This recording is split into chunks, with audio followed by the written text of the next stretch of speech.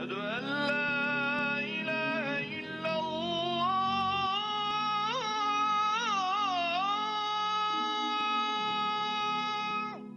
أشهد أن لا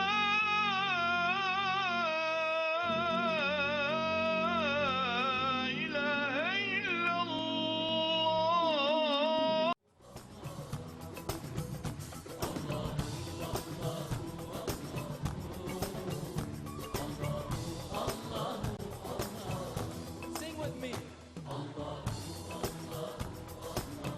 الحمد لله والصلاة والسلام على رسول الله سبحانك لا علم لنا إلا ما علمتنا إنك أنت العليم الحكيم ولا فهم لنا إلا ما فهمتنا إنك أنت الجواد الكريم. Chers frères et sœurs en islam, nous allons parler aujourd'hui d'un sujet très important qui est le shirk. Le shirk, l'associationnisme, associer quelque chose à Allah, adorer autre chose qu'Allah tabaraka wa ta'ala, est le péché le plus grave qui est en islam, puisqu'Allah ta'ala dit « Inna Allaha la yaghfiru an yushraka bihi wa yaghfiru ma duna dhalika liman yasha » Allah ne pardonne pas qu'on lui associe quelque chose et pardonne moins que ça, ce qui est en dessous de ça, à qui il veut. Dans un autre verset, Allah tabaraka wa ta'ala dit « Innahu man yushrik billahi faqad harrama Allahu alayhi al-jannata wa ma'wahu an-nar » Celui qui est associé à Allah, Allah lui interdit le paradis, sa demeure est en enfer. Maintenant, il y a un shirk qui est très clair, qui est d'adorer les statues, les fétiches, d'adorer autre chose qu'Allah tabaraka wa ta'ala. La sorcellerie aussi, ça fait partie du shirk parce que c'est un acte de satanisme. La voyance aussi, ça fait partie du shirk. Mais nous allons parler, Inch'Allah, aujourd'hui, d'autres formes de shirk que beaucoup de musulmans ignorent et malheureusement qui sont propagées chez les musulmans, que beaucoup de musulmans pratiquent. Et il s'agit de 4 sortes de shirk dont nous allons parler aujourd'hui. Le premier est les sacrifices pour les djinns. Égorger des bêtes, égorger notamment des moutons noirs, des coqs rouges, pour les djinns, pour les satisfaire et pour obtenir la paix avec eux, pour qu'ils nous laissent, ou bien même pour obtenir la chance. Le sacrifice est un acte d'adoration. Comme Allah Ta'ala dit, « Qul inna salati wa nusuki wa mahyaya wa mamati lillahi rabbil alamin » dit, « Ma prière, mon sacrifice, ma vie et ma mort sont pour Allah, Seigneur des mondes, seul sans associé. Tel est l'ordre que j'ai reçu et je suis le premier à me soumettre. » C'est un acte d'adoration. Et si on fait les sacrifices pour les djinns, donc on les adore. Donc c'est un acte de shirk et de mécréance. Alors, on peut sacrifier les bêtes pour Allah. On doit sacrifier les bêtes pour Allah. On peut le faire pour chercher la guérison. Puisque le prophète sallallahu alayhi wa sallam dit « Dawu mardakum bis sadaqat » soignez vos malades avec les aumônes. Mais une aumône n'est pas forcément du sang qu'on verse ou de la nourriture. Ça peut être n'importe quel genre d'aumône qu'on donne aux pauvres, aux nécessiteux, en demandant à Allah de résoudre notre problème. Mais quand on exige que ce soit un mouton noir ou un coq rouge ou ce genre de choses, là, ce n'est plus pour Allah. Parce que dans l'islam, il n'y a pas de préférence dans les couleurs des moutons, dans les couleurs des bêtes. Si on va égorger un mouton pour Tabaski, on exige qu'il soit en bonne santé, qu'il soit complet, on préfère qu'il soit grand, fort, qu'il ait des cornes, etc. Mais il n'y a pas de préférence pour la couleur. Donc ces couleurs sont des exigences des djinns. Parce que chez les djinns, chez les esprits, les mauvais esprits, chez les diables, les démons, la couleur de la bête fait une différence. Ça n'a pas la même valeur chez eux. Et donc, ils exigent des bêtes de couleur, telle ou telle couleur. Donc, satisfaire à leur demande, c'est le faire pour les djinns. Et même si vous abattez la bête en disant Bismillah et en faisant parfaitement le rituel islamique, mais le fait de l'avoir fait pour les djinns, c'est un acte de shirk. Et c'est un sacrifice pour les djinns.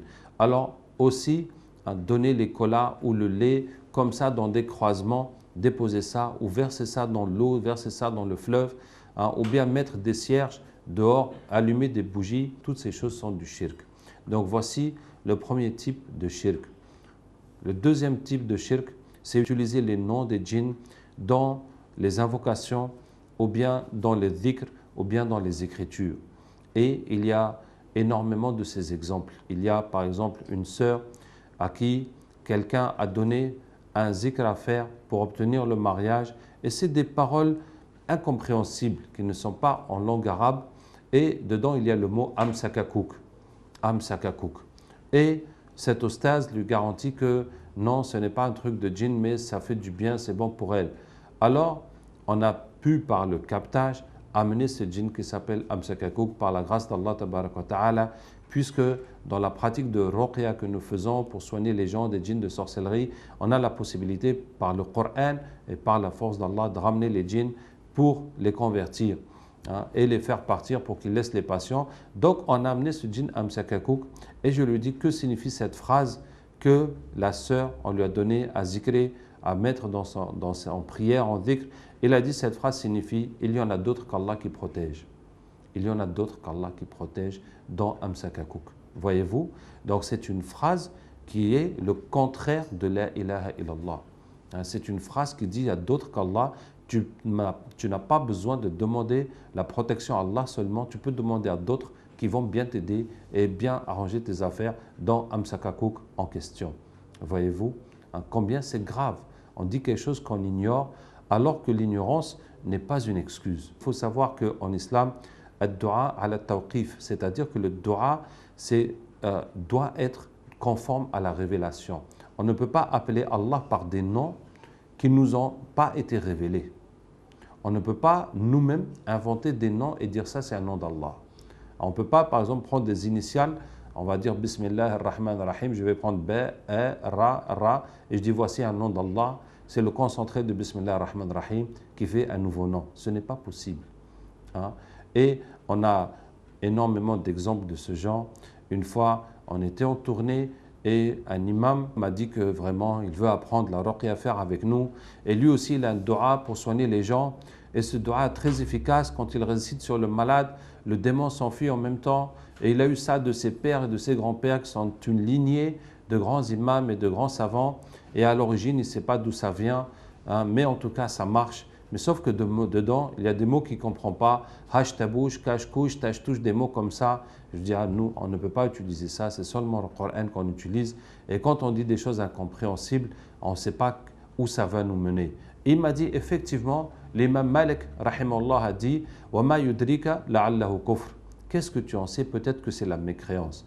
Que l'imam Malik dit de ne jamais utiliser des paroles qu'on ne comprend pas. Ça peut même être de la mécréance dans une langue quelconque et on ne sait même pas qu'est-ce que nous sommes en train de dire. Je lui dis, tu vois, toi-même tu dis que l'imam Malik interdit de faire ça alors que tu le fais. Et donc, je lui ai dit qu'on peut amener les djinns, Inch'Allah, qu'il y a derrière ces paroles et nous allons voir qu'est-ce qu'ils vont dire. Alors on les a ramenés par la grâce d'Allah Tabaraka wa Ta'ala et les djinns sont venus, ils ont dit que ce sont des paroles de mécréance. Ces paroles, c'est de la mécréance. On exprime la mécréance. Et quand on dit ça, les diables, les shayatines viennent régler le problème de la personne. Donc, on fait appel au diable pour régler ton problème. Donc, c'est la même chose que d'adorer un fétiche pour demander aux esprits du fétiche, aux démons, de venir régler ton problème. Voyez-vous? Et vraiment, l'imam était étonné. Et ça m'a fait très mal au cœur. Parce qu'il y a des gens qui choisissent volontairement d'adorer les fétiches ou de faire un acte satanique et ils ont vendu leur âme au diable, ils ont choisi de faire ça. Mais il y a d'autres qui sont des bons croyants, qui s'efforcent d'adorer Allah, de se rapprocher d'Allah, d'éviter les péchés et qui pensent qu'ils ont gagné un raccourci, un dua, quelque chose de spécial qui marche et que voilà, c'est une bénédiction et que ça vient d'Allah et il est content de ça, alors que pas du tout. Il est tombé dans le piège de Shaitan. Et il n'a pas d'excuse parce que lui-même dit que c'est interdit d'utiliser des mots qu'on ne comprend pas. Il sait que c'est interdit et il le fait. Donc il n'a aucune excuse. Et c'est la patte du gain. Mais ce qui ne va pas chez l'imam, ces paroles qui, selon son constat, font fuir les djinns immédiatement, qu'est-ce qu'il y a de plus fort que la Fatiha, que Ayatul Kursi, que Qul Huwallahu Ahad, qui va chasser les djinns comme ça, direct? Donc il y a ici quelque chose qui ne colle pas. Voyez-vous? Donc ça seulement, ça suffisait à se méfier de ces paroles. Donc on a eu beaucoup d'exemples. Je me rappelle encore un jeune qui est venu me voir et qui m'a dit que voilà, il a gagné en rêve des noms de djinns et quand il met ça dans la Fatiha, eh ben, il gagne beaucoup d'argent. Je lui dis, tu mets ça dans la Fatiha comment? Il dit, Alhamdulillahi Rabbil Alamin, ya Jibril. Ar-Rahman Ar-Rahim, ya quelqu'un d'autre. Malik Yawmiddin, il y a quelqu'un d'autre. Je dis, mais pourquoi tu appelles ces gens-là? Il dit, quand il fait comme ça, les doigts sont acceptés. Je dis, mais c'est exactement ça qu'il ne faut pas faire. Il ne faut pas appeler quelqu'un d'autre qu'Allah pour que tes du'as soient acceptés. Il faut appeler seulement Allah. Mais c'est exactement le contraire du tawhid, de l'unicité d'Allah, de la foi en Allah. Et je dis, attends, tu vas voir. Donc, on a ramené encore une fois ces djinns, hein, et c'était des mécréants, et c'était une ruse pour l'induire en égarement, hein, dans la mécréance. Et quand on a fini de les convertir, le djinn m'a dit, Abdurraouf, il y a un nom d'Allah que les musulmans ne connaissent pas. Je lui dis lequel? Il m'a dit Al-Wahid, l'unique, le un. Et c'est pour ça qu'ils adorent autre chose qu'Allah. Est-ce que vous voyez que si on ne sait pas que Allah est unique et qu'on adore quelqu'un d'autre qu'Allah, mais qu'est-ce qu'on a compris de l'islam? Qu'est-ce qu'on a gagné de l'islam si on n'a pas compris que Allah est unique et qu'on adore quelqu'un d'autre qu'Allah? On n'a rien gagné de l'islam. Ne pense pas un instant que ta prière ou ton jeûne ou ton pèlerinage ou tes aumônes vont te servir à quelque chose si tu adores quelqu'un d'autre qu'Allah. Tout ça ne servira plus à rien. Et je vais encore vous raconter une scène qui m'a énormément touché. Et vraiment, j'aurais voulu pouvoir la filmer, mais subhanallah, c'est parti. On soignait une dame, en fait, elle est venue avec ses enfants, et ses enfants avaient des gris-gris, des talismans de protection. On a enlevé les talismans et on a amené les djinns des talismans. Et le djinn est venu, à travers le captage, on le fait parler à travers quelqu'un, et je lui dis, qu'est-ce que tu fais avec cet enfant? Il dit qu'il est là pour le protéger. Et je lui dis, mais est-ce que tu le protèges? Il dit, non, il ne le protège pas. Je lui dis, mais tu fais quoi? Il dit, il est en train de se nourrir dans la santé de l'enfant. Hein? Il est là comme un parasite en train de le nourrir. Je dis, bon d'accord. Et quelle est ta relation avec Iblis? Il a dit, c'est mon père. Et la mère a commencé à pleurer. Comment elle est partie attacher sur son fils un démon qui est là pour bouffer sa santé, comme si tu as injecté un parasite, un ver qui est en train de manger ton enfant, et en plus c'est un démon. Qu'est-ce qu'il va lui apprendre comme éducation? Quelle manière ce démon va lui apprendre? Tout le contraire de la religion. Et la mère pleurait. Et ce diable-là a commencé à se moquer de nous. On était une douzaine, parce qu'il y avait des patients et des soignants. Et il a commencé à se moquer de nous. Il a dit, musulmans, vous dites que vous êtes musulmans, et vous faites le pèlerinage, et vous priez à la mosquée, alors que vous faites du shirk. Et le diable s'est moqué de nous bien comme il faut. Et moi, je l'ai laissé parler, qu'il témoigne, et pour qu'il déballe tout ce qu'il a à dire. Hein? Mais vous comprenez très bien que si on se mettait à leur place, on ne va pas se mettre à la place des démons, mais pour comprendre leur logique, mais les démons rigolent. On leur a fait faire du shirk, maintenant ils peuvent prier tant qu'ils veulent, ils peuvent faire le ramadan, faire le quoi, donner les aumônes, mais ils font du shirk. Dans tout ce qu'ils font, c'est nul. On n'a même plus besoin de se fatiguer, de leur dire cessez de prier, ou regarde la femme de l'autre, ou vas-y prends l'argent comme ça. Même pas besoin. Puisqu'ils font du shirk, tout ce qu'ils font, c'est nul. Et ils se moquaient de nous. Et ils disaient, quand vous mettez la musique dans vos maisons, nous on rentre, on danse chez vous, ça devient chez nous. Hein? Et ils disaient toutes les choses. Hein? Et moi je le laissais parce que, mashallah, et bien voilà, comme ça nous on sait qu'est-ce que les charlatans sont en train de nous faire, sans qu'on soit conscient.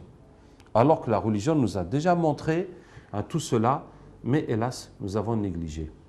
Deuxième shirk, c'était utiliser les noms des djinns dans les écritures, hein, dans les prières et dans les doigts, dans le dhikr et dans les doigts. Il faut dire que les choses qu'on connaît absolument. Que les choses qu'on connaît absolument. Si c'est des doigts du Coran ou du prophète sallallahu alayhi wa sallam, on peut dire, même si on ne comprend pas.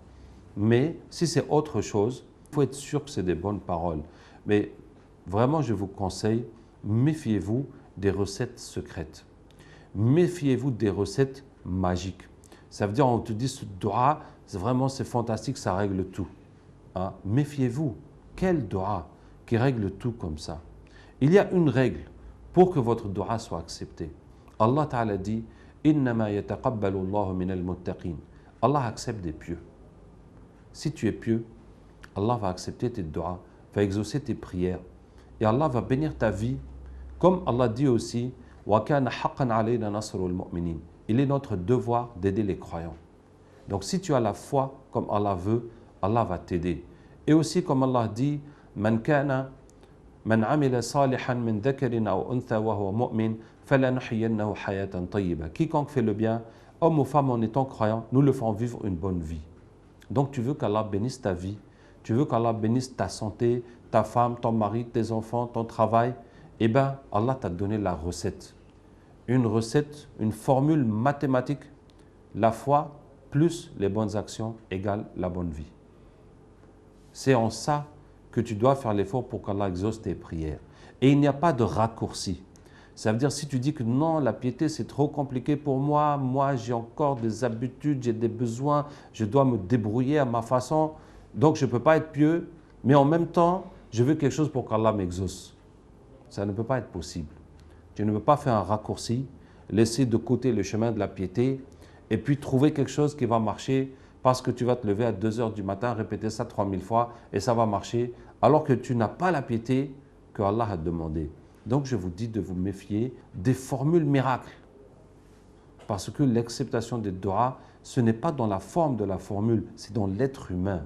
Dans ta piété, ta foi, qu'est-ce que toi tu as fait pour Allah? Qu'est-ce que tu es prêt à faire pour Allah? Comme Allah Ta'ala dit dans le Coran, « Ilayhi yas'adul kalimu tayyibu wal amalu salihu yarfa'uh » Vers lui montent les bonnes paroles et ce sont les bonnes actions qui les élèvent. Les bonnes paroles montent vers Allah. Mais s'il n'y a pas de bonnes actions pour soutenir ces bonnes paroles, pour leur donner du poids de la réalité, mais les bonnes paroles ne vont pas monter toutes seules. C'est comme entre nous les humains.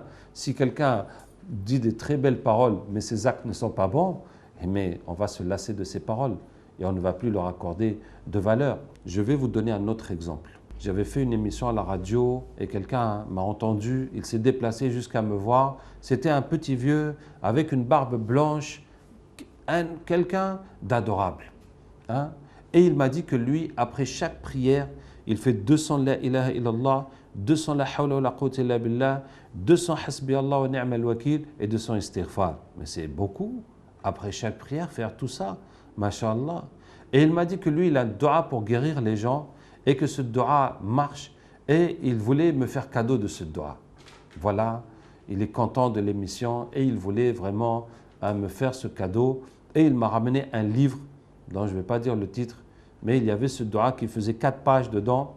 Alors, comme je connais ce genre de choses, j'ai lu le dua mot à mot pour voir ce qu'il y a dedans. Et tout le dua, vraiment des paroles merveilleuses sur la grandeur d'Allah, la puissance d'Allah. Allah, tu es ceci, tu es cela. Mais à la fin, il y a Ya Jibril, Ya Mikaïl, Ya Israfayil, Ya ceci, Ya cela. 7 Ya. Dans ces 7, on connaît que Jibril et Mikaïl, les autres, on ne sait pas qui c'est. Hein? Je dis, mais cela c'est qui? Il m'a dit, ça c'est les anges auxquels Allah a chargé des problèmes des gens, les anges chargés de distribuer la nourriture, de donner les enfants, de faire le mariage. Et c'est ces anges. Et je dis, alors, qu'est-ce qu'ils ont à faire dans le dua? Il dit, oui, quand Allah décide quelque chose, Allah décide de te donner enfant ou bien de te donner l'argent, il va charger les anges de faire ce travail, d'exécuter.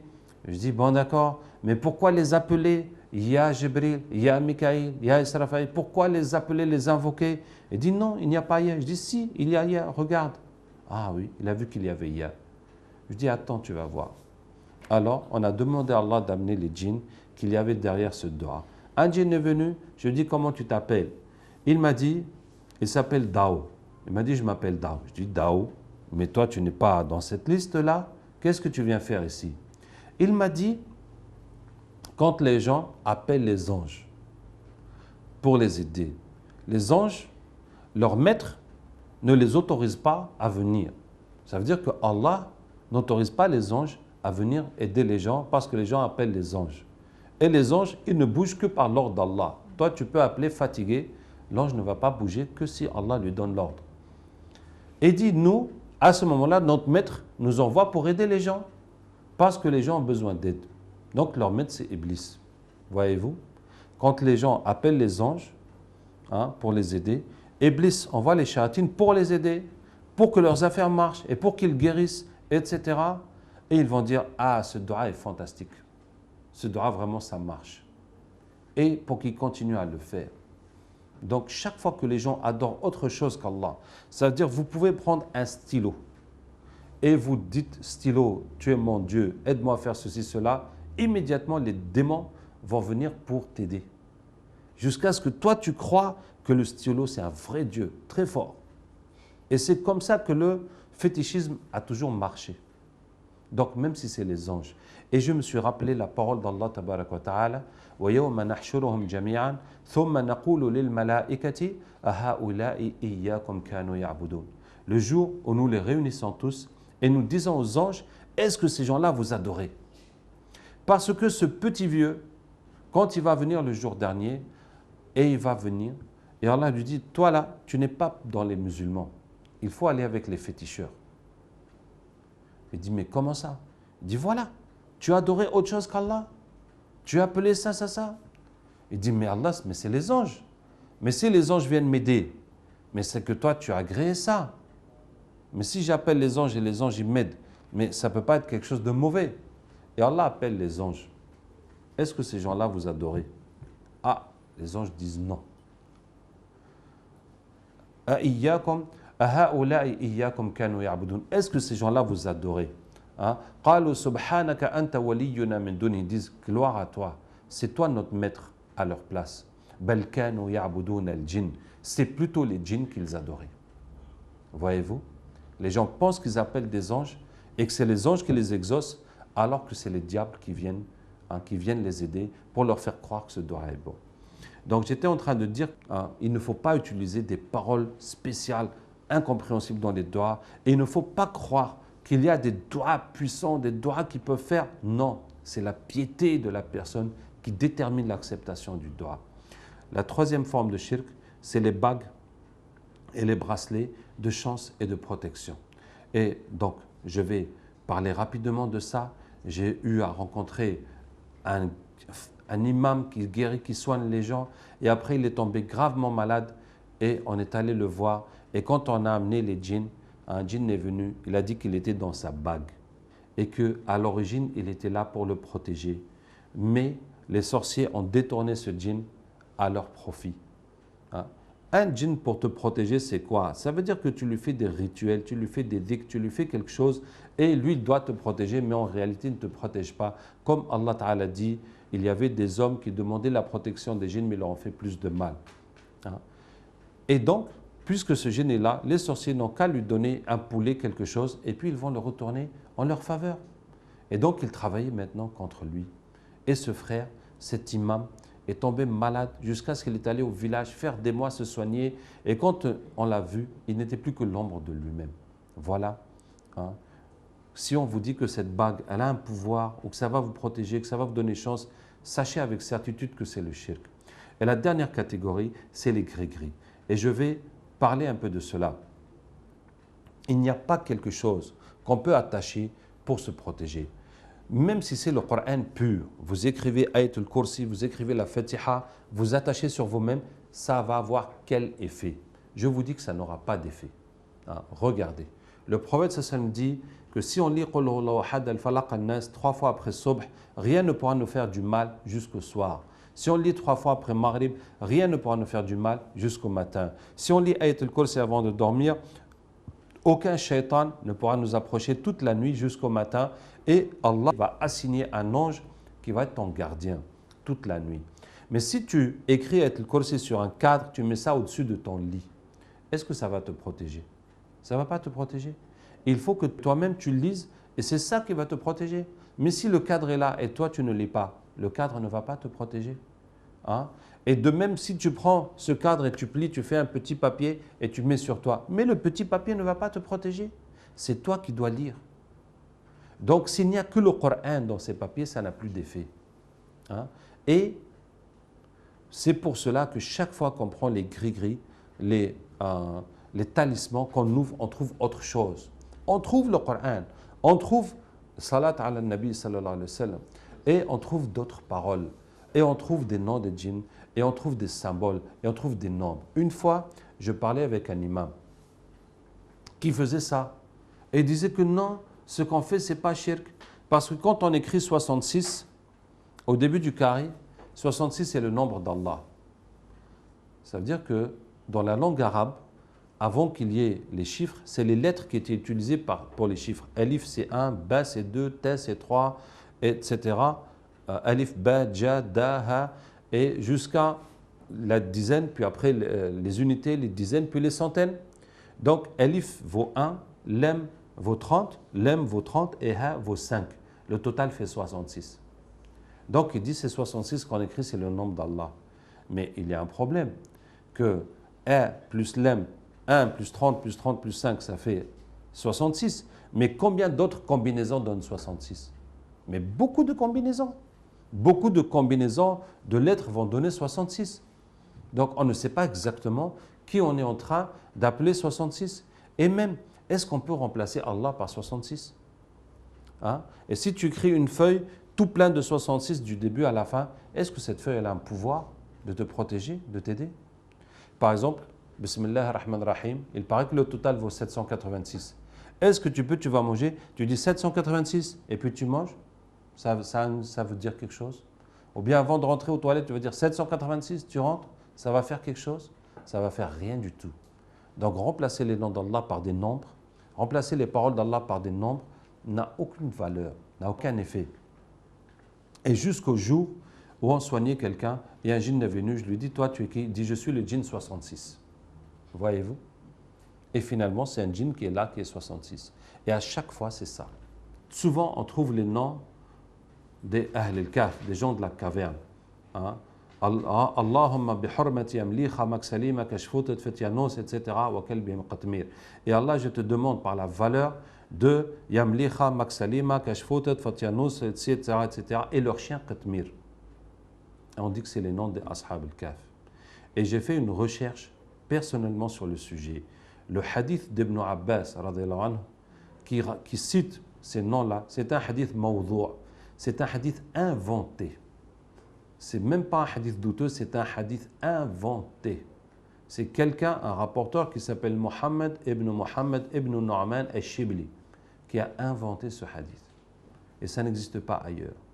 Il y a un autre hadith de Ibn Abbas anhuma, qui dit que les noms des gens de la caverne, si on écrit sur un papier, ça va éteindre le feu, si on porte sur soi, ça va faire ça, ça va faire ça. Ce hadith n'est même pas inventé, il n'est même pas répertorié. C'est-à-dire que Mohammed ibn Nu'man a inventé une chaîne, il a attribué ce hadith à quelqu'un, une chaîne qui remonte au prophète sallam. Les savants ont démontré que cette chaîne est fausse, que ce hadith n'existe pas. Mais l'autre hadith n'a même pas de chaîne, n'est même pas attribué. Donc, malheureusement, ce sont ces origines douteuses qui ont fait que ces choses soient utilisées dans la Ummah. Voilà, donc je tiens à rappeler la gravité du shirk et vraiment j'appelle tous mes frères et sœurs à s'en éloigner absolument. Et si vous avez fait ces choses, vous vous repentez. Si vous avez ces choses chez vous, vous les brûlez, vous les jetez. Qu'Allah nous aide et nous guide. سبحانك اللهم وبحمدك نشهد أن لا إله إلا أنت نستغفرك ونتوب إليك سبحان ربك رب العزة عما يصفون وسلام على المرسلين والحمد لله رب العالمين